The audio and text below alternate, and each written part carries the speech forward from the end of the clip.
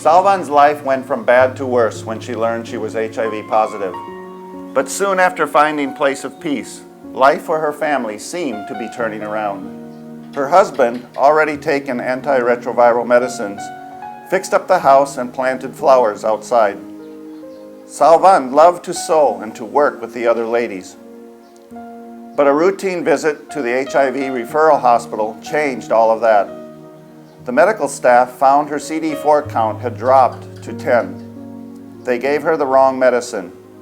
Her body broke out in open sores, an allergic reaction to sulfur. This condition could kill a normally healthy person. During a painful and slow recovery, she visited the referral hospital again. Medics saw the remaining sores and gave her some white pills. Again, they didn't know these pills also contained sulfur. Almost immediately, her body broke out with another, more serious round of open sores. As we record this video, Salvan is alert and a bit stronger. She remains gracious and thankful. She loves her husband, who passed the HIV virus to her. She is thankful for every measure of care she receives. She's grateful to God, who loves her, forgives her, and promises her a new life.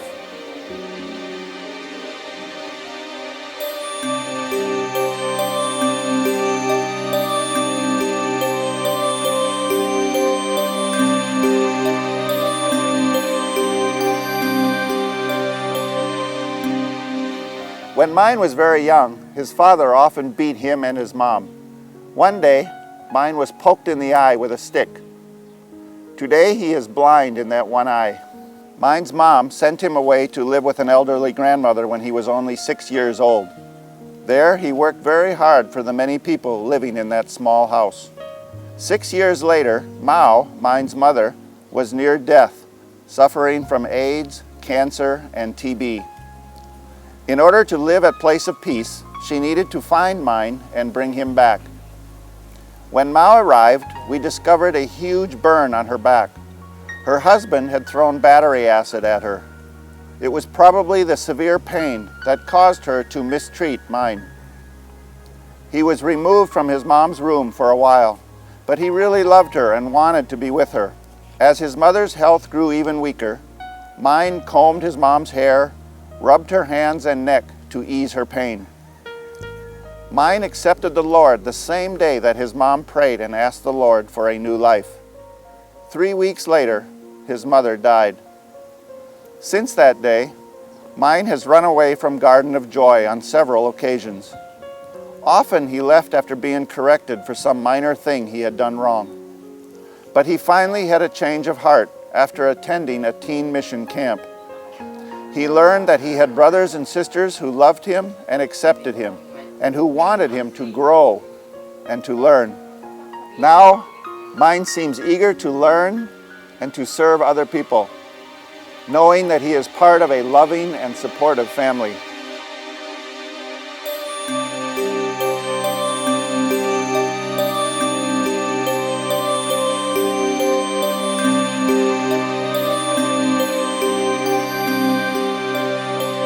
Sakun is another young Cambodian who doesn't remember much from his childhood.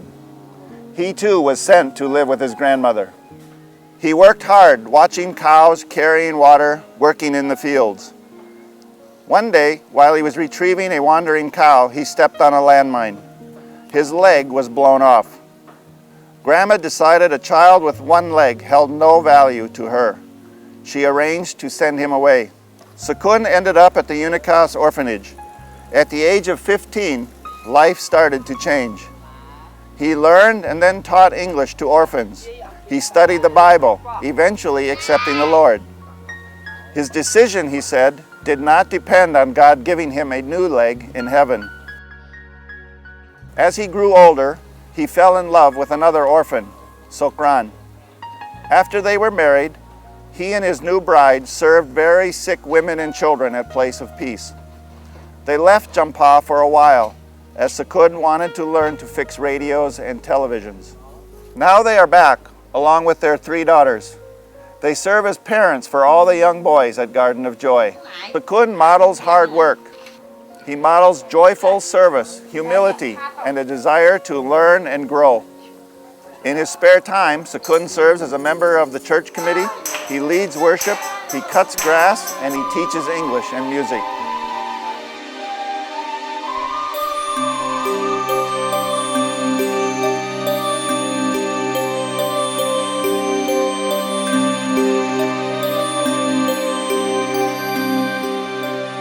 Tuan's story sounds like so many others we've heard in Cambodia. Her parents arranged her marriage when she was very, very young. It didn't take long to find out that her husband drank excessively and was abusive. Tuan gave birth to 2 beautiful girls. Just a couple weeks after the second daughter was born, her husband left. 6 years later, her husband was still gone. Jumpah began its activities in her village. Tuan was the first person to accept an offer to learn how to make nativity sets. She was also the first and only female to serve on the Village Development Committee. And she was the very first person in the village of Soban to accept the claims of Christ. 3 years later, her husband came back. Tuan was actually excited, as it is better to have a husband, even an abusive one, than none at all. He still abuses her. He still takes her money, yells, and drinks. They recently had their 3rd daughter. Tuan continues to ask for God's help. She believes God has saved her, but she still lives each day with a man who refuses to love her and her daughters the way God intends for a man to love his wife. Salvan, Mine, Sakun, and Tuan are not alone. Many other Cambodians in and around the village of Soban cannot break through poverty, sickness, and hopelessness unless they receive help.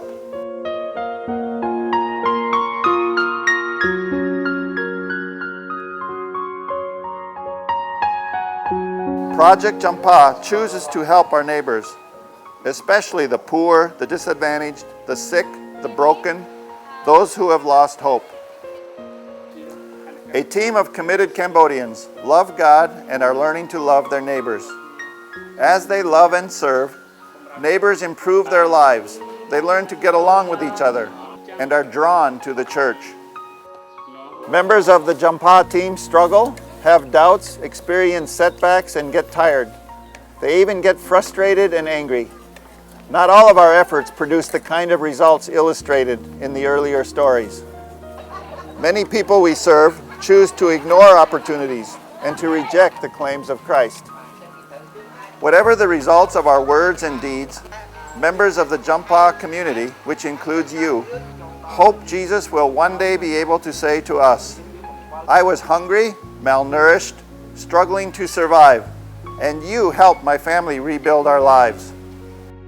I was an orphan, alone, grieving, unsure what to do, and you cared for me. We were full of despair and alone. You renewed our hope and taught us to be joyful. I was dying, and you offered me new life.